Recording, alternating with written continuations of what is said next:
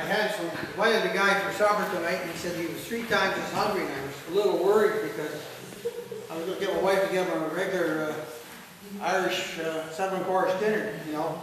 Boiled potatoes and 6-pack of beer, but 18 beers and 2 potatoes, you might have too much for them, especially potatoes. And I had the privilege of riding, as you did too, to high school on Neil's dad's buses. So his family has played a very important role in the community, and Neil has done a great deal of research and studies on the local area. So I'm happy to introduce Neil Patterson. Thank you very much, Doug, and you too, Doug. 2 Dougs.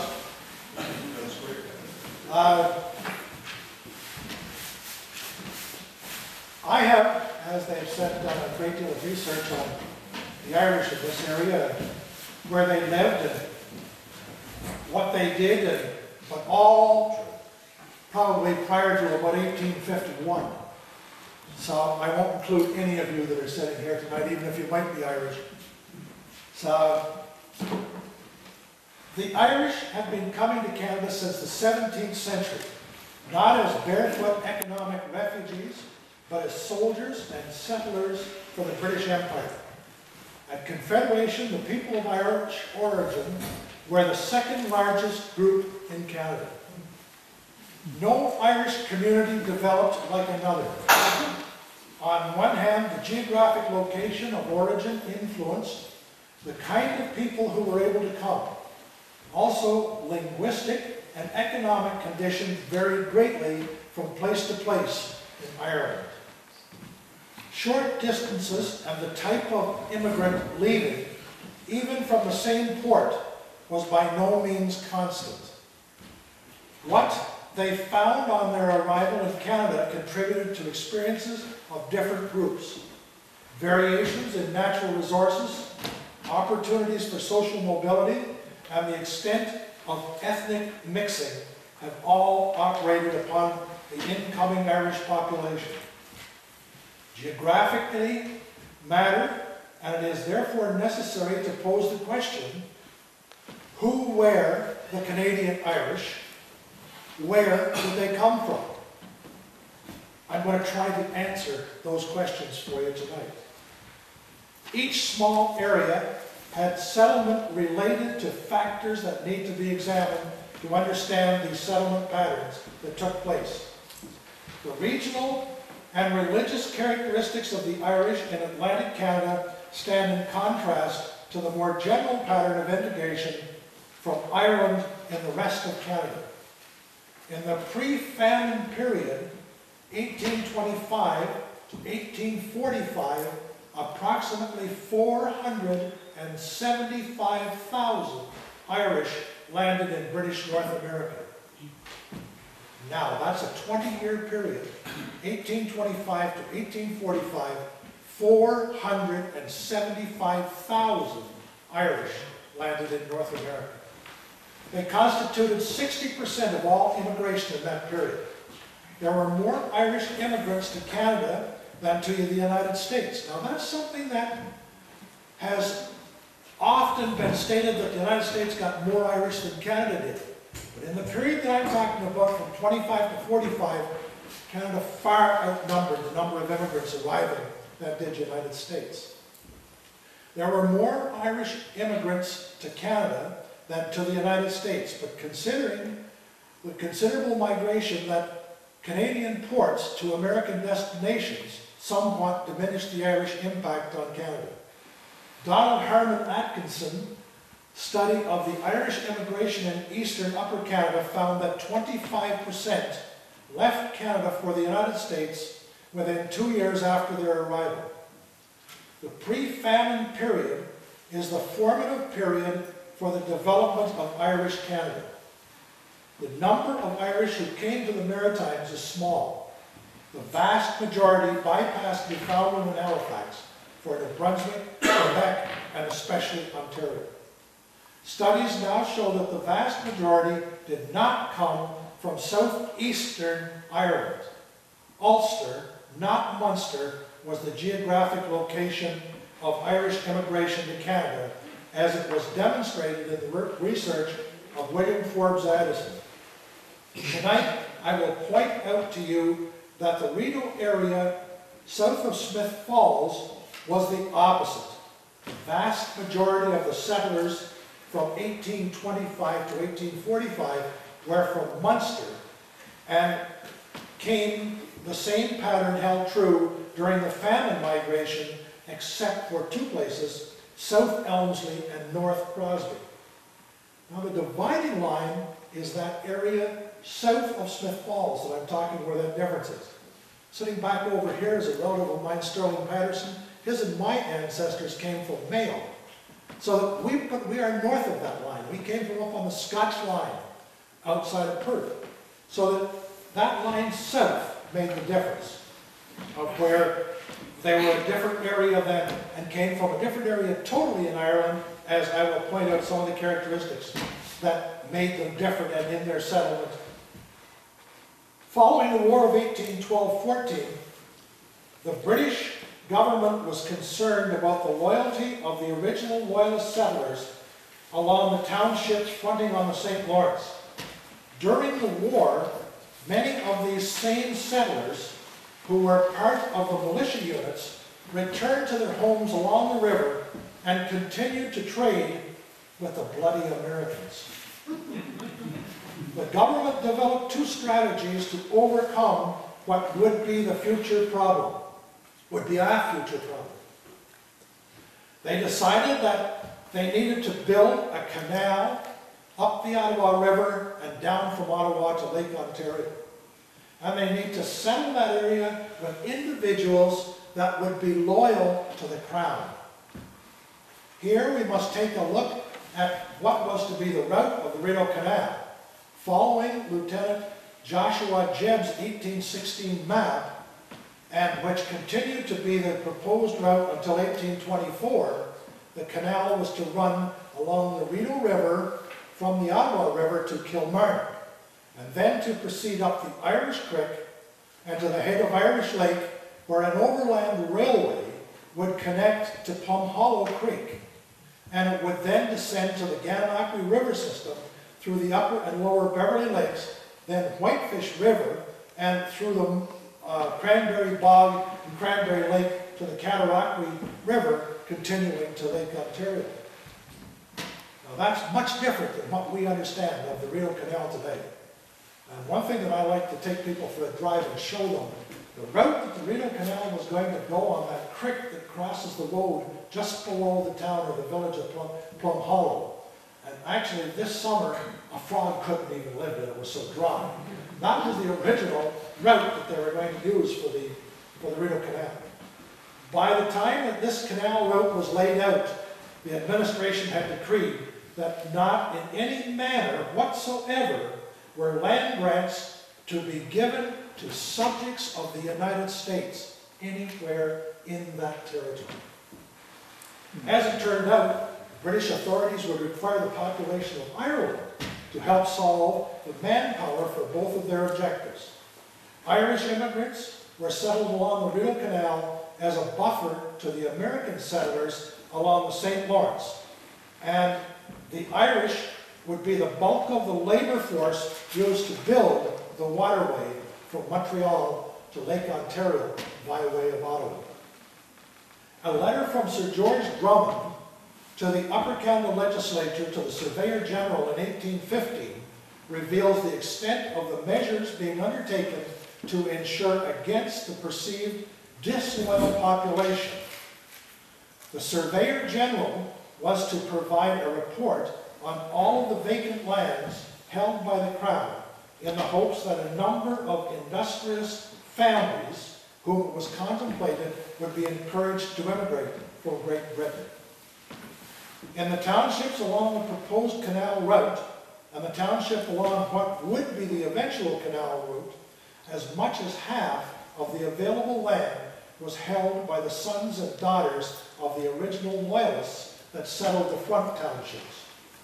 Now, what I mean by that is, after the United States fought for the War of Independence, and if they cleared X amount of land, depending on the type of land they were given, they were given more land, and land was given about 50 acres per child for every child that these United Empire Loyalists had, if they cleared the land and built stuff. So they got the land, but what happened is, outside of Portland here, they got all kinds of land. And if you went to the land office and looked up the deeds for the land in that area, you would find the names of some girl or some guy that owned the property. But if you looked at who they were probably 12 or 13 years of age. And so that property was just being held and sat on. Not one of these sons or daughters had come to live on these crown-grifted lots. The land was far beyond established settlement, and no roads went anywhere near these tracts of isolated land. The regulations contained in the original land grants for their improvement of the land was not enforced. They were just waiting for settlers to arrive to buy the lots. The government would have to settle the new arrivals on the remaining crown lands. Sir George Drummond explained that it is the avowed policy of the legislature to choose loyal British military settlers, unlike the American original settlers who arrived during the recent war, provided to be a disadvantage to the administration. There are many occurrences of smuggling across the border in the area of the Thousand Islands. Horses were one of the items that went to the American shore. A Daniel McNeil of Lansdowne Township testified that he had had 5 horses stolen from him and knew they were to cross the St. Lawrence at a certain location. Pardon me. McNeil and several other members of the Leeds militia lay in wait. They found the culprits, Uriah Kelsey and John Landry's, both born in the region, holding the 5 horses as the American boats pulled into the shore. After several shots were fired, the Americans took off in the opposite, and the Kelsey and Landry escaped in the other direction.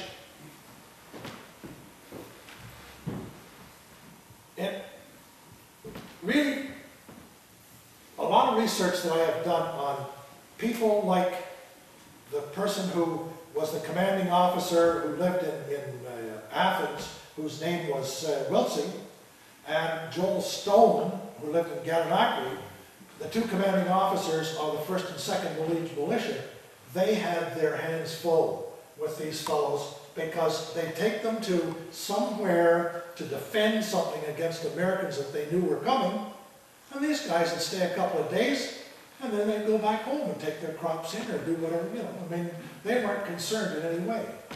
So what happened is eventually the government decided that these people that had been the sons of the original loyalists that came were not the type they needed to have for a protection of Upper Canada and Lower Canada.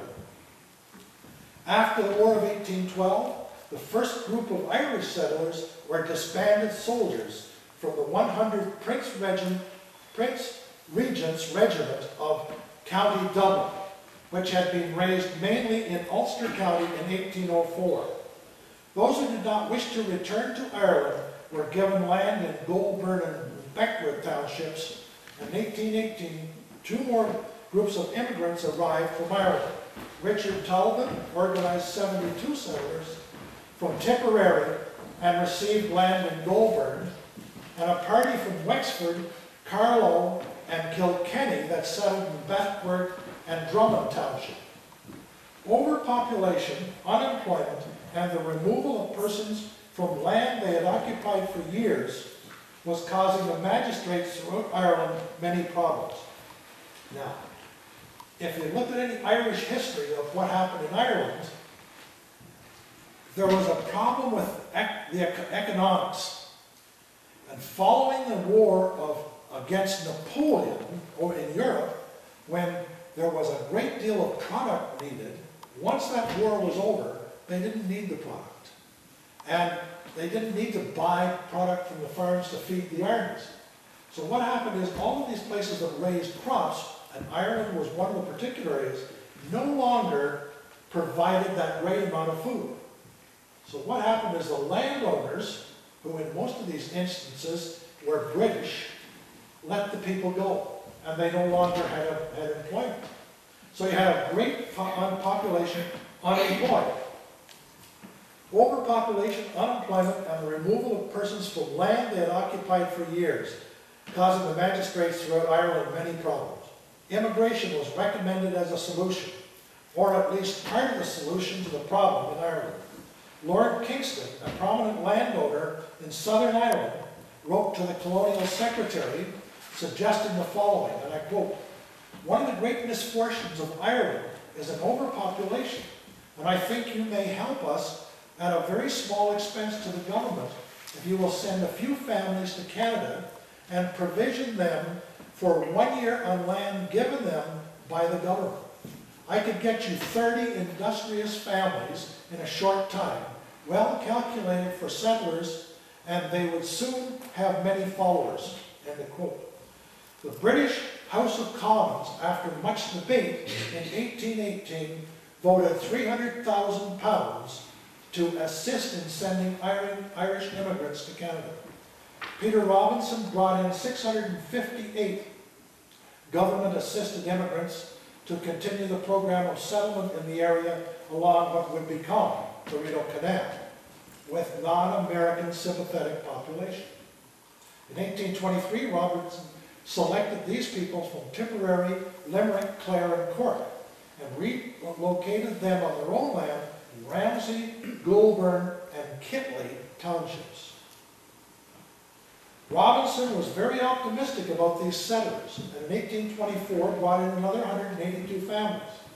He felt that giving them land of their own and a stake in the country would help solve problems in both Ireland and Upper Canada. To prove how right he had been, 12 years later, at the time of the Upper Canada Rebellion, the loyalty of the Robinson Irish settlers in the Rideau townships brought bitter comments from the rebel leader, William Lyon Mackenzie. A petition from George Johnson to the Governor General, the Duke of Richmond, reveals the kind of progress made by one of the Wexford families. In 6 years, he stated, he had cleared and improved 20 acres of land, built a dwelling house and farm. He further states that he has a wife and 7 children, and has his aged mother had arrived from Ireland, all of whom he maintains from what he produced on his farm. He had been instrumental in 10 families and relatives of his arriving from Ireland to settle near him.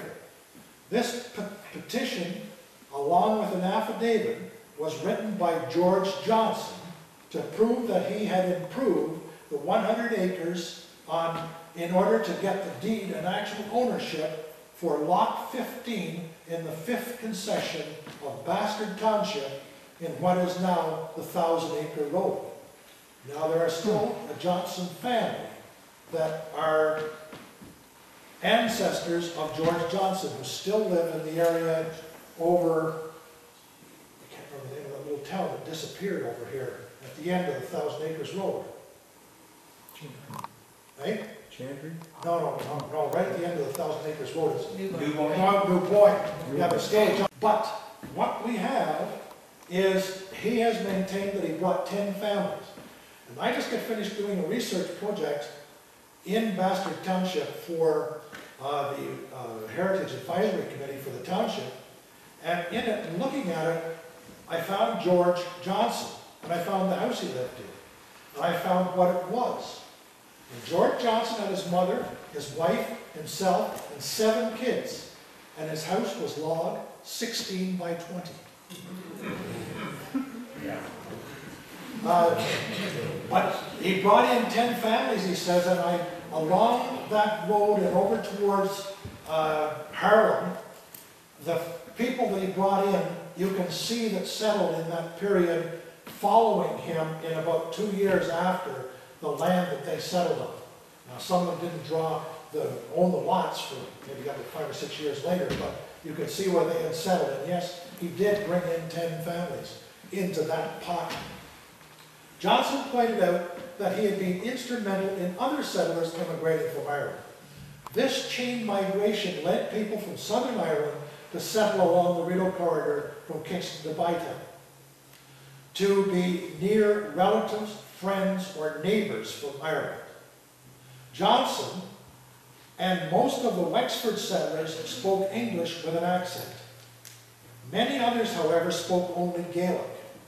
In the old burying ground in Linghurst, there are 3 markers carved in Gaelic. The stones, nothing on them except Gaelic. And Mr. Hamilton, you've seen those, haven't you, over in Linghurst? Yes.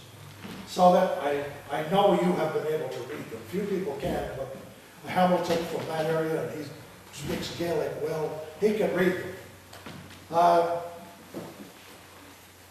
The people that spoke only Gaelic settled in groups, but there were always someone in the group who lived nearby who could interpret when needed.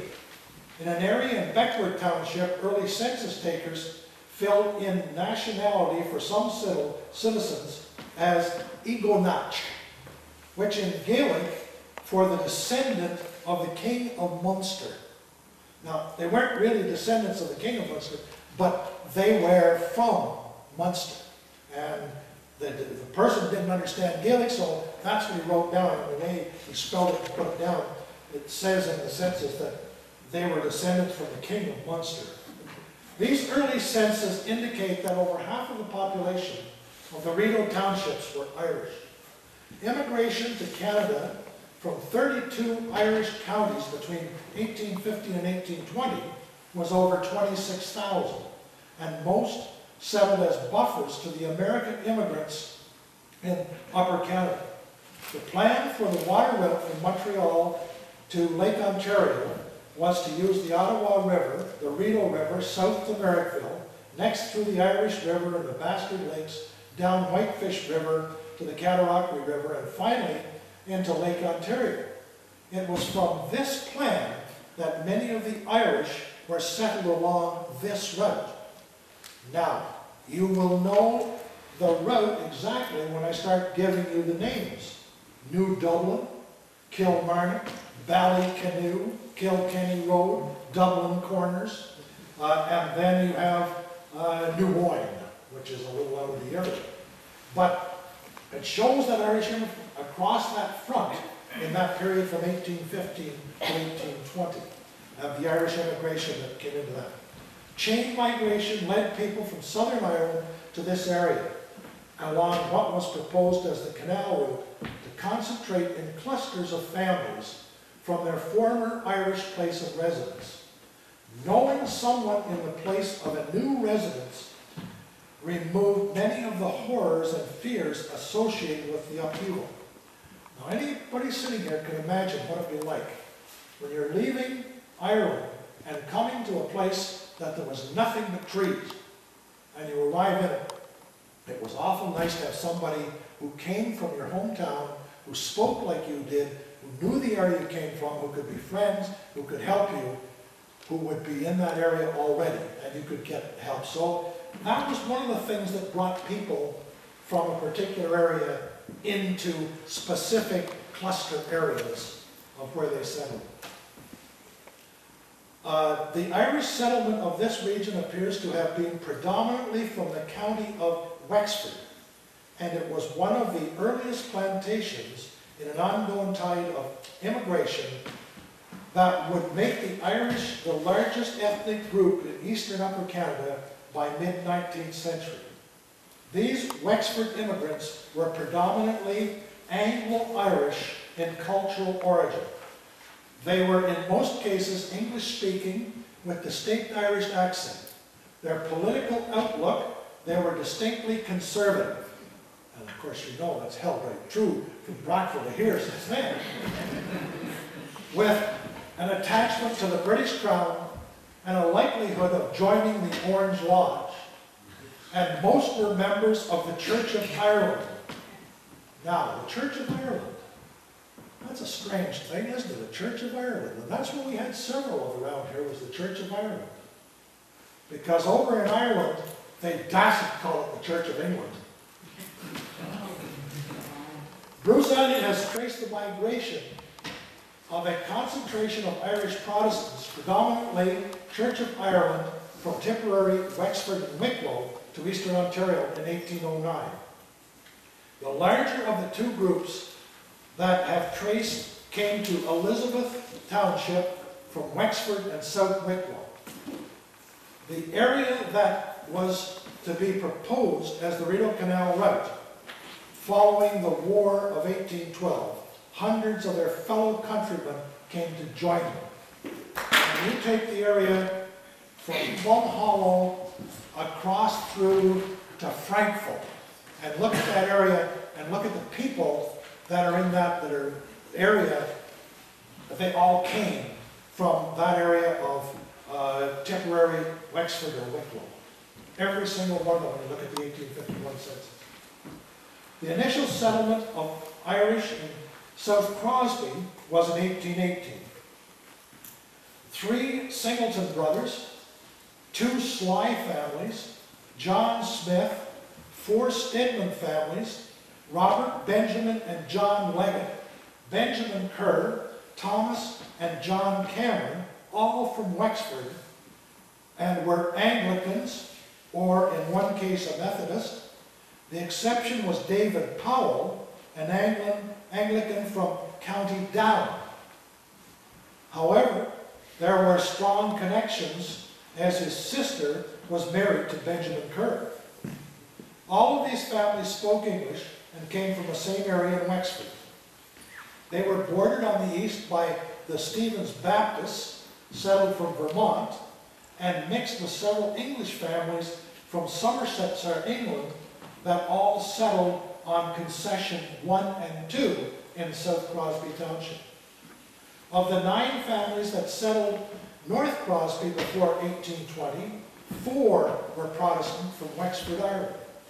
The settlement of Bastard Township was entrusted to an American, Elder Abel Stevens, a Baptist clergyman. From Plum Hollow to Beverly, which is now Delta, he settled with fellow Baptists from Vermont.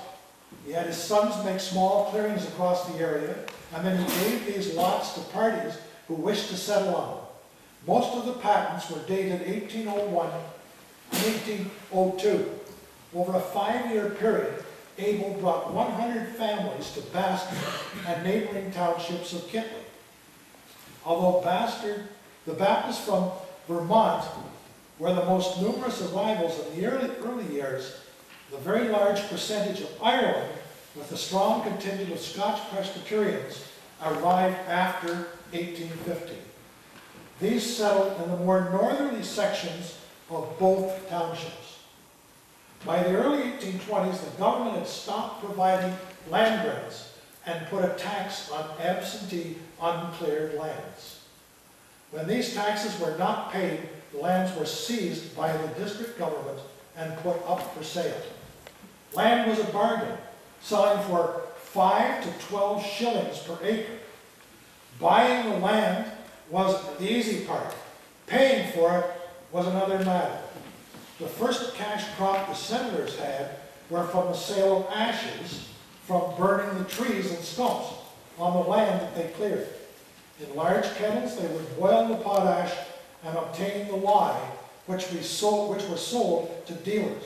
The first potash was exported from the Bay, the original name of Portland, and by 1810, a potashery was built on Doorway Creek, which flowed into Big Rideau Lake at the foot of Mary Street in Portland. The reason for that was the number of farms that were around. As they cleared the original land, then they burnt those themselves and created and took lye. But then when they got doing their farming, they didn't have time for the lye production. So they would then sell their ashes to the person that ran the ashery in Portland. If a settler could not afford to buy land, he squatted on it, assuming that he could purchase it at a later date or at some point when the owner was trying to sell it. In the Brockville Recorder, an advertisement describes the sale for land by auction in the back townships. The buyer was given a full year to pay the price, and no deed would be issued until the total amount was paid. As mortgages registered with the county, land registry were not a common way of financing land purchases. Large numbers of settlers lived on land they would eventually own, but in most cases it would be many years before the land registry showed the transaction of their ownership. Now, when people are doing research on land and they're looking at the land records and they're looking at, and somebody tells me here in 1821, and you go to the land records in Brockville, at least you used to be able to go to the land records in Brockville, and look at these and figure out when and where on that lot they were listed and when they were first shown. Well, you know from the stories of your family that they came in 1821, but you go and look and it says 1835 before it shows that they owned the lot.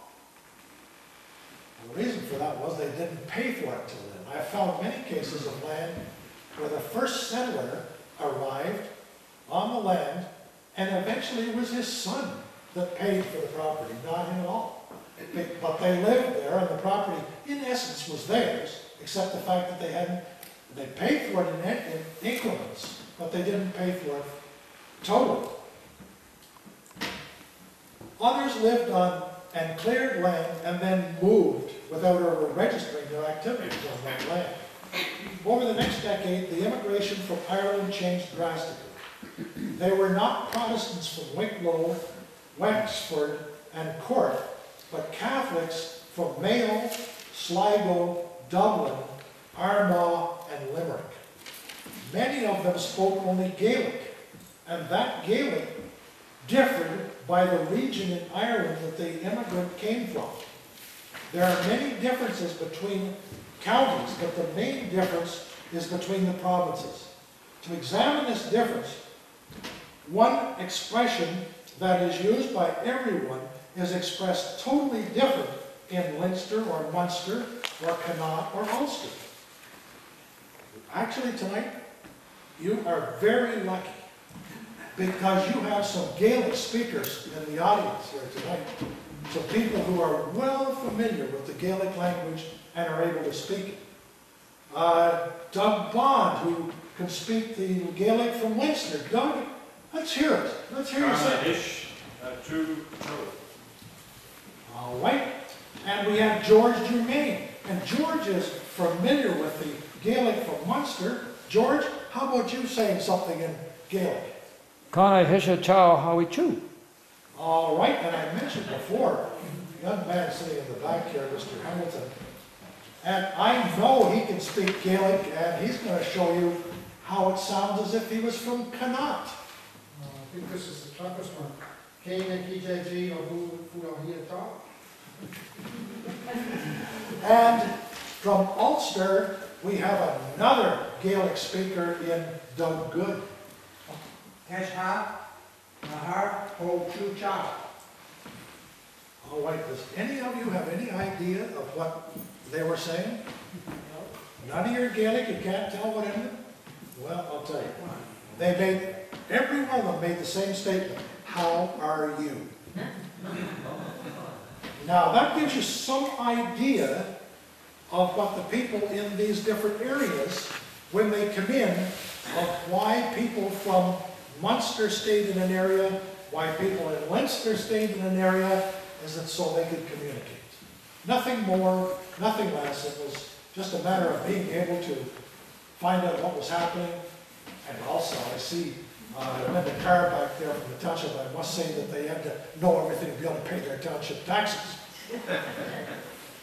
Settlement had been in clusters of people from the same region in Ireland to enable conversation and to be near someone who could translate such documents as tax bills and government letters about their land.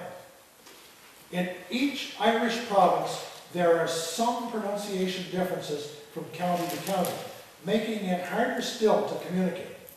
The Gaelic spoken in Ulster was very much like the Gaelic of lowland Scotland. Now, there's a reason for that. In Scotland, you have heard about those people that warred against the Romans, that painted themselves half blue and ran against the Roman army with no clothes on except being painted half blue. Well, those people were the original Northern Scots. And following when Rome left Great Britain and it fell apart because there was no way to control what was happening, and there was no police, no army, actually no government in many areas. And over in Ireland, a group called the Scot were being bullied out of their area that they lived on in northeastern Ireland. And they left and they resettled in the islands off the west of Scotland. And eventually they became the lowland Scots. They were Scots from Ireland, and they settled lowland Scotland. So the Gaelic from the one area in northeastern Ireland and the Gaelic from southern Scotland is basically the same in Gaelic. So they were able to speak the language. And as it turned out, many of the people, like my own ancestors in Stirling, our ancestors were Scots-Irish, because Patterson was a Scottish name, and we, about 3 generations before the family came to Canada, they came from Scotland to Ireland and settled in Mayo. So that the transposition back and forth was not such that it's like it's interpreted today and what you hear today. The actual historic fact is quite different than what people say, that the Scots come in and took over your land. Well, they went to Scotland and took over the land in the first place. So that you've got to look at the total of the historic package as to what it was. The Antrim settlers in Lanark at Rideau Ferry settled next to Scottish lowland Gaelic-speaking settlers on the west in Port Elmsley. This caused Irish communities in eastern Ontario to develop differently. Now you can imagine, there's Irish and Scottish in an area just on the other side of the Big Rideau Lake. And this causes something because, first of all, the Irish settlers that were in there were Catholic, and the Scottish settlers that came in were Presbyterians. And yet they had to commingle and cohabitate. And I really was amazed at the number of intermarriages that happened across that area because of the fact that religion was no longer the thing that was the difference.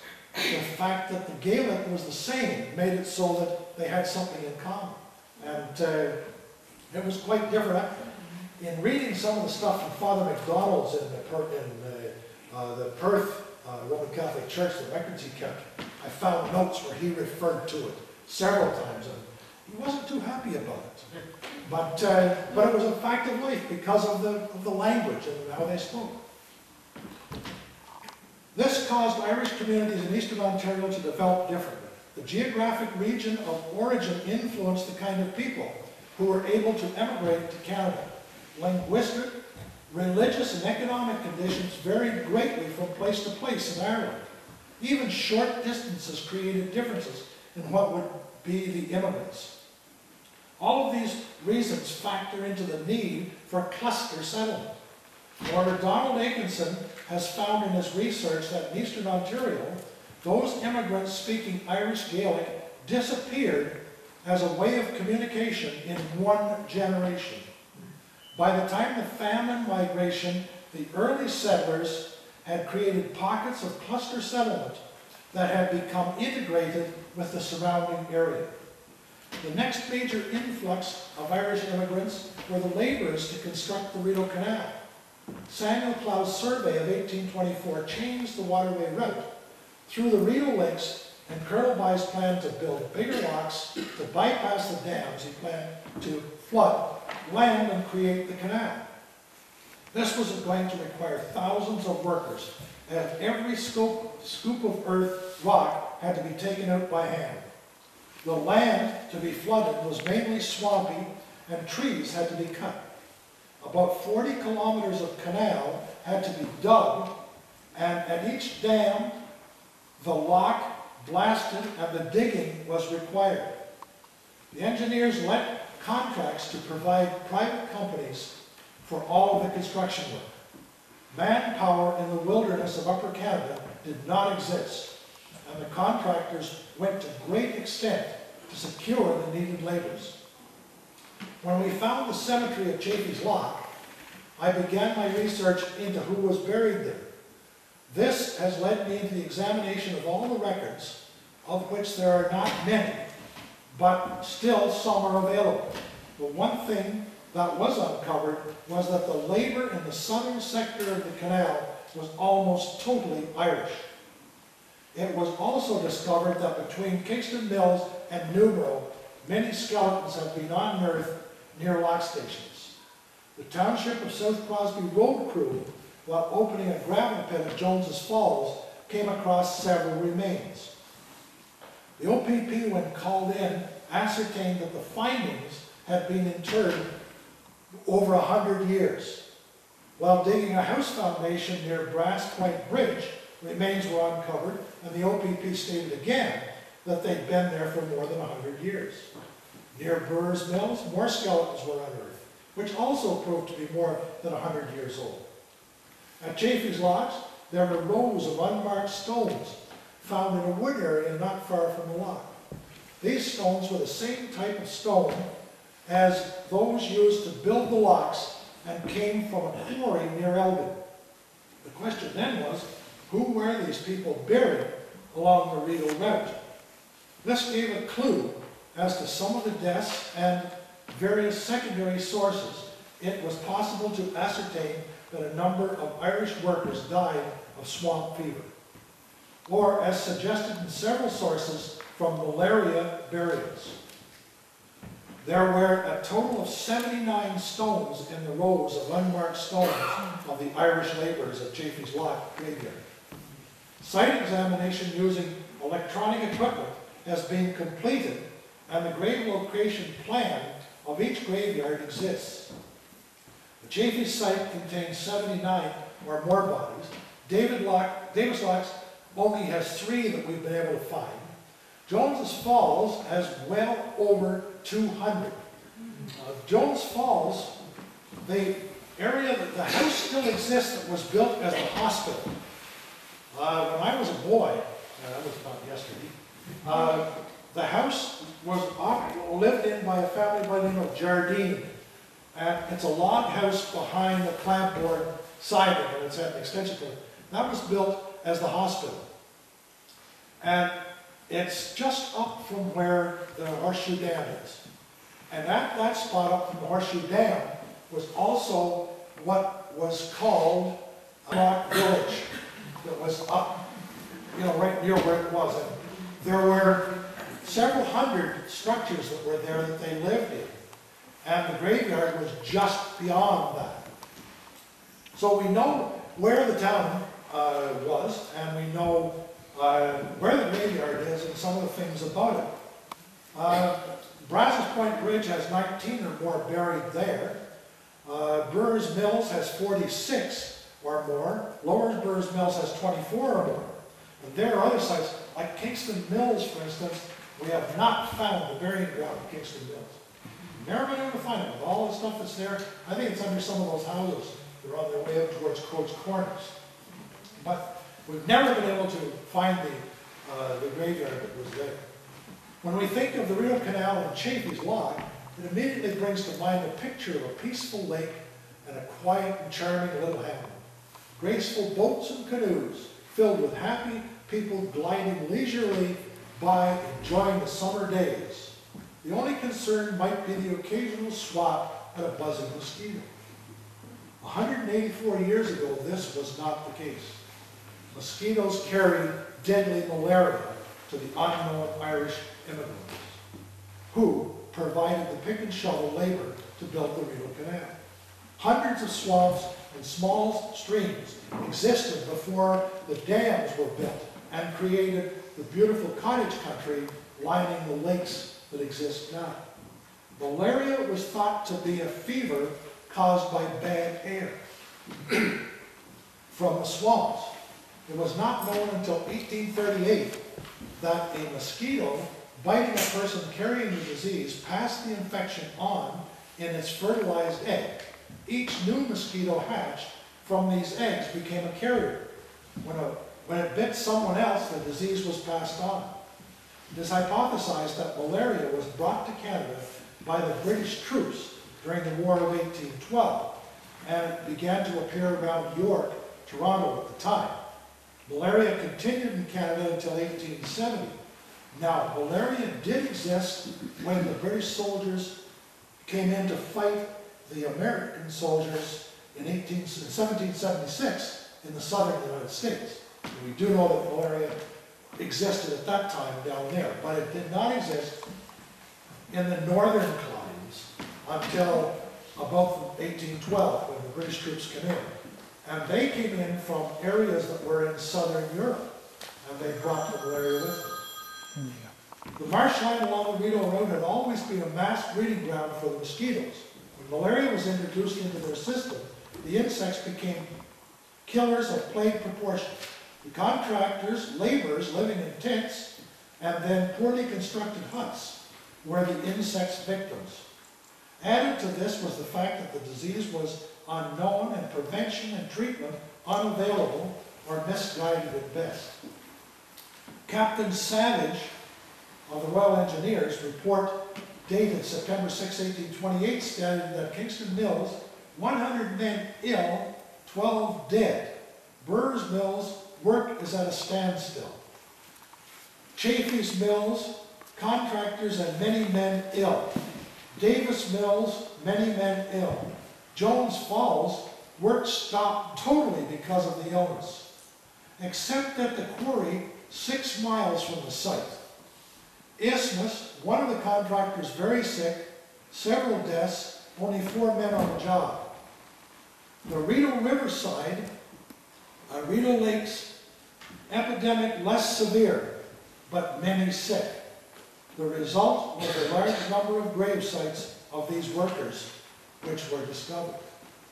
The Irish ambassador to Canada, Donald Denham, dedicated these rediscovered grave sites in a memory to those Irish canal builders at a ceremony on July 21st, 2001 at Chaffee's Lock. And Parks Canada and the Kingston Irish Folks Council erected Celtic crosses at Jones Falls and Chaffee's Locks as part of the Rideau's 75th anniversary. The fever, actually malaria, was thought to be caused by bad air, and that one person could infect another. For that reason, the bodies of the dead were buried immediately, often with little or no ceremony. Several letters in the Governor General, Lord Dalhousie's files mention such disposals of bodies of the fever victims. A letter dated the 10th of March, 1829, from Bishop MacDonnell of Kingston to Bishop Plessy of Quebec states, and I quote, "There is a need for something for the mission of Brockville and Prescott because of the large number of Catholics being interred from the fever on the Rideau Canal without proper rites and burials." End of quote. Father John MacDonald of Perth tried to do his best he could under the circumstances. The fever victims were buried before he even knew about them. There were, however, numerous items in the parish register in 1828 to 1832 of masses being said for persons who had died in Crosby. This covers both North and South Crosby townships, making it impossible to define which location those that died actually worked. It could have been Chaffee's, Davis, Jones Falls, the Isthmus, all are in Crosby. Father MacDonald married couples and baptized babies in the canal work camps, such as Estertown, and provided the names of the individuals and their witnesses. And in many cases, in these files of Father MacDonald, he actually states where they came from in Ireland when he was marrying or baptizing them. You see the note follows through that they came from such and such a place in Wexford or so on. Colonel John By, the man in charge of the Rideau project, tried to alleviate the problem of the supposed malaria causing bad air around each of the construction areas. He ordered the trees cut back 250 feet from each of the sites. This actually made matters worse, as pools of groundwater formed, providing more locations for the mosquitoes to hatch. The fever deaths continued to rise. It became so bad that those recovering from the fever ran away from their jobs as soon as they got strong enough without even waiting for their pay. They probably died somewhere else because once it's in their blood, malaria is a recurring disease. The foreman of works on the canal was an Irishman named Francis Pindy. He was responsible for bringing in many Irish carpenters who worked on the construction of the lock gates. The crews who built the materials from wood, such as bridges, lock gates, and waste weirs, moved from lock to lock like the smithies and were not attached to the contractors at each lock. Penny's carpenters were paid 5 shillings a day, and even with that amount, he had a great deal of difficulty maintaining a crew. Reverend William Bell of Perth made several trips to Kingston along the line of the canal construction. His diaries tell of the hardships and disease he encountered at the work sites. His description of the Irish immigrants sleeping 6 to 8 in a tent on a dirt floor and usually without blankets. This stimulated Colonel By to withhold some of the contractors' payments to buy blankets for those poor unfortunates.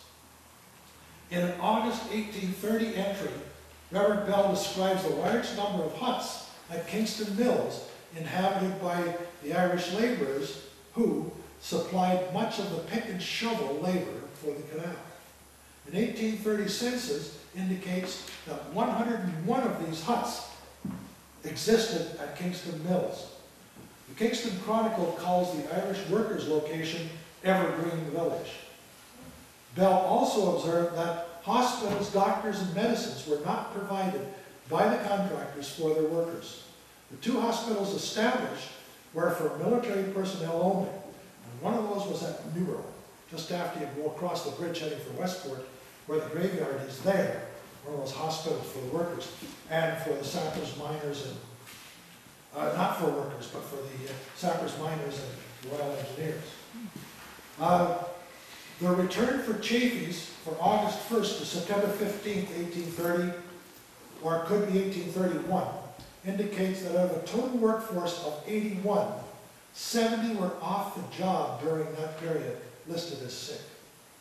The official returns for Kingston Mills to the Isthmus in 1830, August 1st to September 15th, show that from a workforce of 1,316 men, 787 were off with the fever, and that 55 had already died when the report was made. During the 4-year construction period, between 2,500 and 4,000 men worked on the canal each year.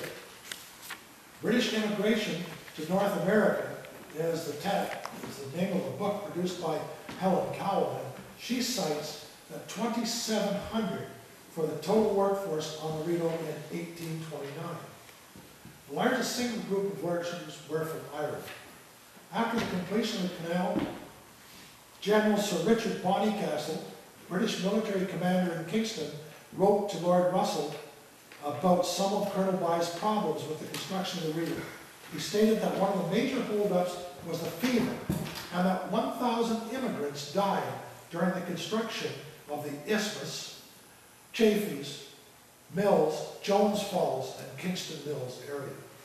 When construction of the canal was completed, most of those surveyed in the northern section settled on land promised to them when they were brought to Canada. This created a corridor where 60% of the population were Irish, and in the 4 townships of March, Goulburn, Huntley, and Marlborough, 80% were Irish. Donald Atkinson states that in the most part, the Irish immigrants were land hungry. They were a rural population with a single-mindedness for land acquisition. End of quote. At this point, his statement is shown to be correct. Later arrivals gravitated more to city life. The township of south of Smith Falls only received a minor boost in population, as few of the laborers chose to settle there. There are a few good reasons for this, as most of the land on the east side of the canal was already settled, and the west side was rock. Father McDonald's tithe list, compiled in 1831, gives the names of all the Roman Catholics who worked on the canal from Smith Falls to Jones's Falls and paid a tithe. For instance, the Jones Falls list contains the total of 207 Roman Catholics who paid tithe. Very few of the persons named in the record of Father McDonald remained in the area after the canal construction was completed. In fact, in a comparison to the Johnstown District tax rolls, only 13 names are the same as those on Father McDonald's list. By 1851 census, only 5 of those names are still in what was the Johnstown District. Thomas Burns, Pat Murphy, Edward O'Brien, John Dobbs, and John Baldwin. The other 8 had left prior to the 1842 census. Many members of the 7th and 15th Company of the Royal Sappers and Miners remained as the staff operated the lock stations. Lockmasters from Smith Falls to Davis Locks were from some of the 2 companies: James White, Alexander Patterson, Alexander Kinmoth, Thomas Jones, James Rutley, Archibald Sands, Daniel McDonald, William Fleming, and John Purcell. From 1825 to 1830, 79,142 Irish immigrated to Canada. Not all of them stayed in Canada, as about 25% crossed the border to the United States. There were really no borders as far as immigration was concerned until 1855. Prior to that, approximately 1/4 of all the Irish immigrants crossed the United States after arriving in Canada. There were regular ship service between Kingston and several Lake Ontario ports in the United States, and many immigrants used this route to reach their destination. The next decade, the Irish continued to arrive in Upper Canada, and when the 1842 census of Johnstown's district was taken, it shows the following for Bastard Township. In Bastard Township, there was a total of 960 persons. There were 644 of them born in Ireland, which is 67% of the people in Bastard Township. Now you got to remember, back when you're looking at Bastard Township, all those people that came in as Baptists under the Stevens, but yet it still remains at 67%. I can give you the stats and the figures, but it won't mean a lot. For instance, like Elizabethtown,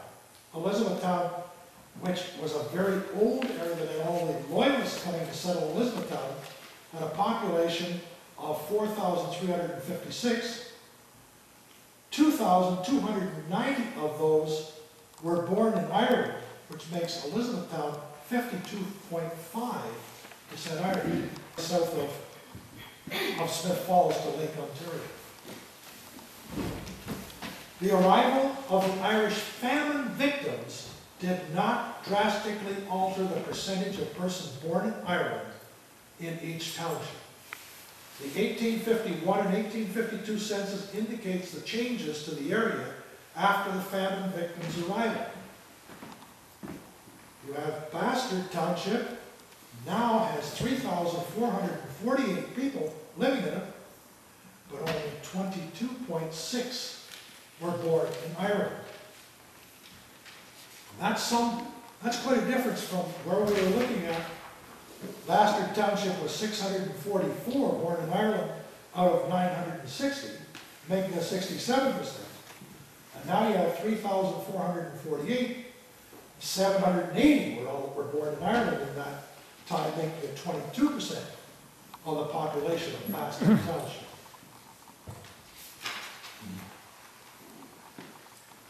The figures reflect only those persons born in Ireland, and the children of those Irish born are not listed as born in Ireland, but listed as being born in Upper Canada.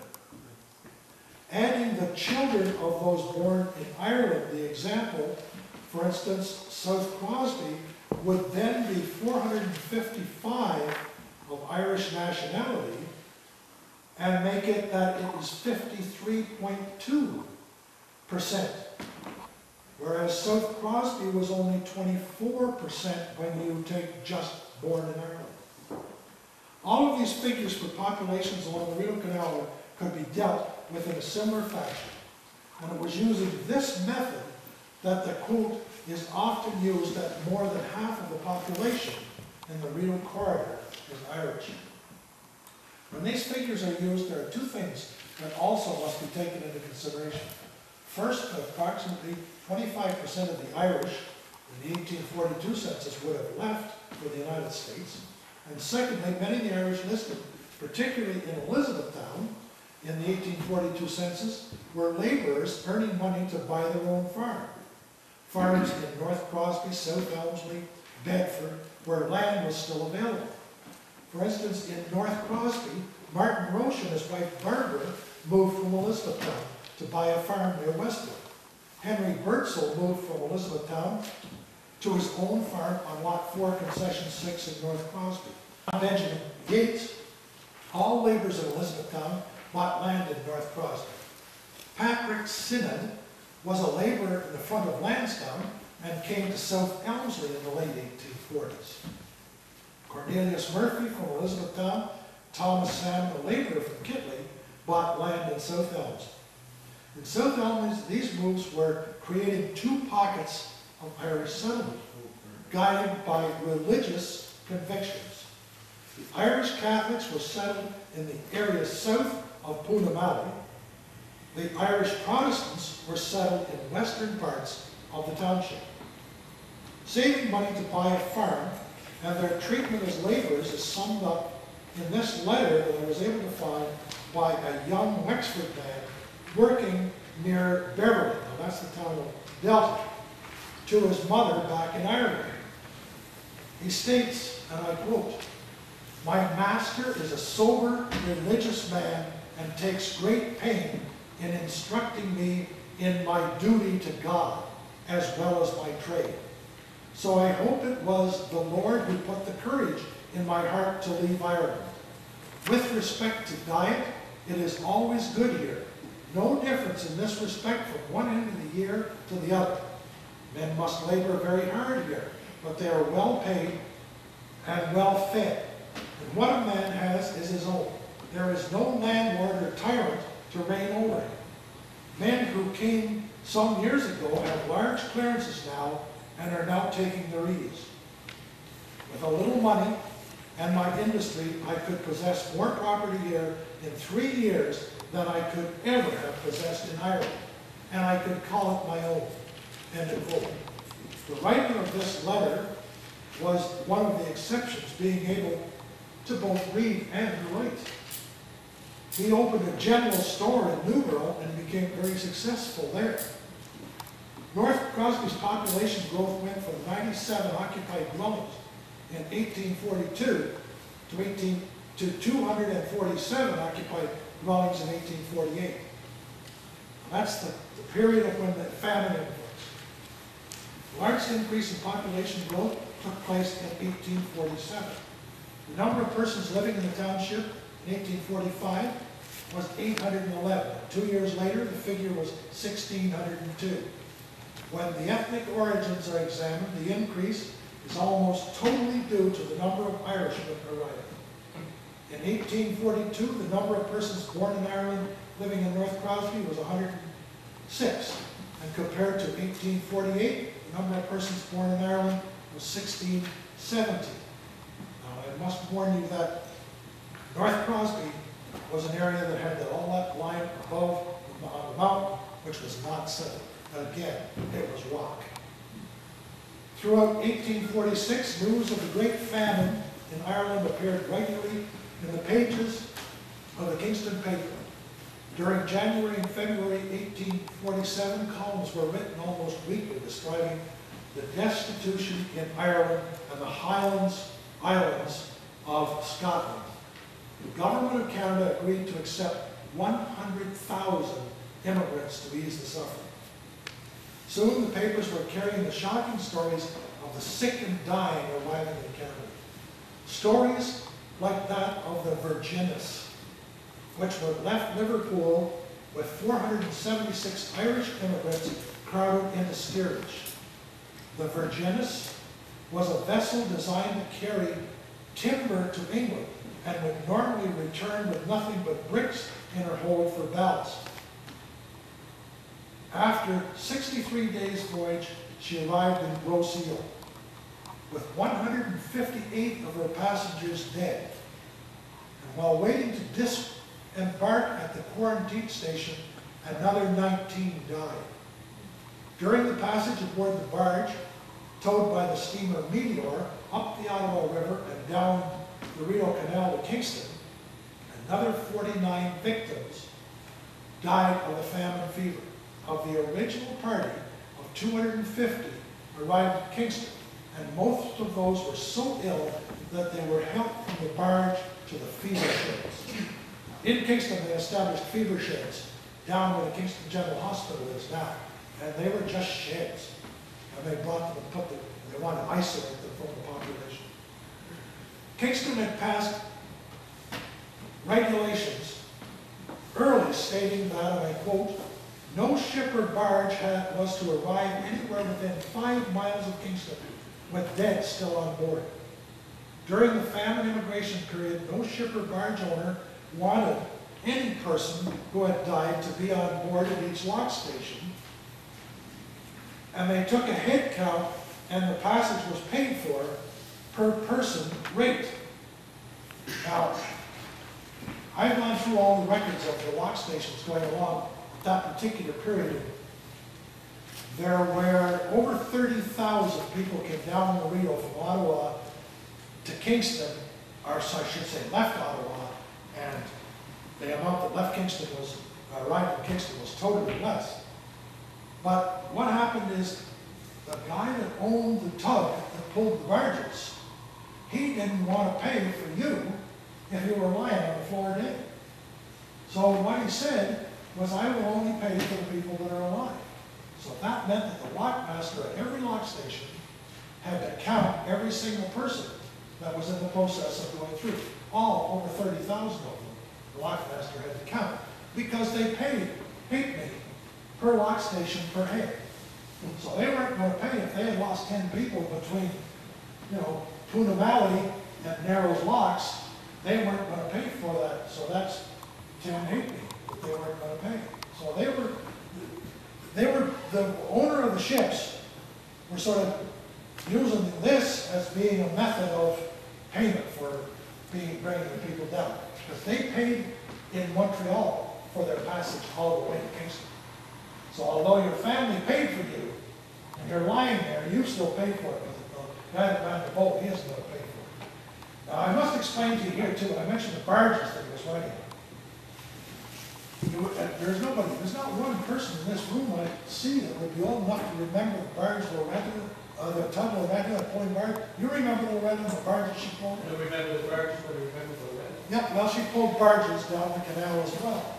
And the barges that brought the immigrants down the canal were about 80 feet by 20 or 25 feet wide. And most of the tugs, or steamboats, pulled 2 barges. On these barges would be 60 to 80 people. There would be no place to sit, no place to lay down. They stood there for their passage. And they would be all on these barges. Now, I must say, what happens is you get to a lock station, and they lock the tug through, and then they lock one barge through, and then they lock the other barge through. And it took 20 minutes for each, so you had an hour, for instance, at Chafee's Lock, that you were off the boat. But you could do something. But no, you shake your head not. You just think there's 160 of you, and there's one Johnny. I mean, can you imagine the lineup there must have been for that? But these people came in on these barges night and day. And they stood up that whole length of time. And their kids stood up. Now, you fed them when they got off and got on the shore. But that was the kind of thing it was. Many places along the Rideau had the unfortunate buried in their area. There was one such burial on the Scoville farm in an area that is just opposite the Anglican Church in Portland. In the summer of 1847, a ship with barges in tow arrived at the Portland dock next to the Scoville warehouse with a number of cholera victims on board. With Scoville's permission, these Irish immigrants were buried with nothing but an uninscribed slab of sandstone marking their final resting place. This later became the Scoville Cemetery, which is up where they're now constructing the Horsefall boat showcase. During the summer of 1842, a total of more than 30,000 Irish immigrants passed down the Rideau to Kingston. Large numbers left their barges en route to take up land in the areas, and others from Ireland settled along different parts of the route. This was not the case with those who leased or purchased or squatted on land on the Westport Mountain. It was a wilderness, the likes of which one can never understand. The Reverend William Bell, in his diaries, describes the information about the people that were living on the mountain in North Crosby. Closer to the lives of the people in North Crosby is the story of the Hammer, the information taken from the Ballina, Ireland Chronicle, under the heading Wreck of the Immigrant Ship Among Icebergs. Dreadful loss, 49 passengers out of 120 climbed aboard the iceberg as their ship sank and were rescued the next day. So their ship was hit by an iceberg, and their ship sank, and they climbed off and got on the iceberg, and they stayed there till the next day when another ship came by and picked them up. Many of the passengers of the Hannah were from Folk Hill Parish, South Armagh, and 10 of those families settled in North Crosby Mountain in 1849. These families are Murphy, Lennon, Ward, Martin, McCoy, Bennett, Smith, McPartland, Burns, and Jordan, some of whose descendants still live on farms in North Crosby. They and other Irish famine victims that settled on the mountain learned very quickly. They accepted the bare subsistence level of their life and adopted their previous agrarian practices to the rocky terrain of their new home. A traveler crossing the mountain to Perth reported to the Bathurst Courier that the settlers did not speak any English. The only land in the price that these people could pay was the rocky terrain on Westport Mountain. The same applies for South Crosby, where the land adjacent to the canal, the rocky land that was part of the Precambrian Shield, was settled by the famine victims from County Wexford. Some took as much as 10 years to pay for the land, and in some cases, the land costs were not paid until the second generation. The clustering of settlement reassured the new arrivals that their destination to uproot themselves from the old country was a wise one. They were undoubtedly comforted knowing that their neighbors held similar religious convictions and their arrival in similar circumstances. Each knew that their neighbor would be there to help and that their growth would be out of the togetherness. Cluster settlement also provided sons and daughters a close proximity of eligible persons of similar religious and economic conditions for matrimony. In the southwestern area of South Crosby Township, the number of marriages between the Dunns, Jordans, Burns, and Dwyers show just how interconnected these clusters were. The cluster settlement had many reasons for its happening. Not one single region seems to be primary. It is just a fact that as you go from township to township along the Rideau, south of Smith Falls, you will find that the Irish roots can be traced back to one of the counties of Ireland. Thank you. Anybody got a question for someone right here? The Loretta that I remember, when I was much younger, was up on the land at the Hartwell's Lock in Ottawa. When I was a boy, she used to tow barges. Slowly and dry. She used to tow barges down the canal. She was a work boat for the canal, for Department of Transport. And she towed barges down the canal. And as a boy, I used to jump off the top of it when I was swimming at Chaffee's Lock. I believe one of the last barges though was actually down just above the Plymouth Dam in the bay there on the north side. There's all kinds of them. I can take you to all kinds of them, down on Sand Lake, down on Openicon Lake, down off Bedford Mills on the Loon Lake. There's one pulled up on shore that's down here at, before you get to Merrickville on the left-hand side. There's just all kinds of them from those era. It's only been 60 years since they used to run. I'm talking about it's only been 60 years. That you weren't even born then.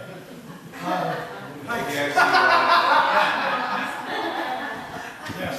Yeah, in terms of the military attached to the building of the canal itself, and there's the Irish and the settlers, but those that were military, was their service for a specific period of time? I know when I went down for the War of 1812, Kingston, Gannon Rockaway, and talked to them about the regiments, that they come over and were on service for 10 years. Like there's none of this 3 years and you can renew, like today.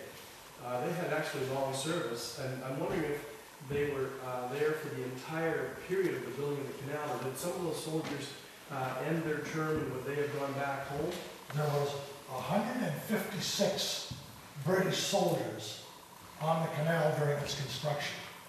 They were sappers and miners, and they were the 7th and the 15th Regiment out of England, and they had signed for much longer than 10 years.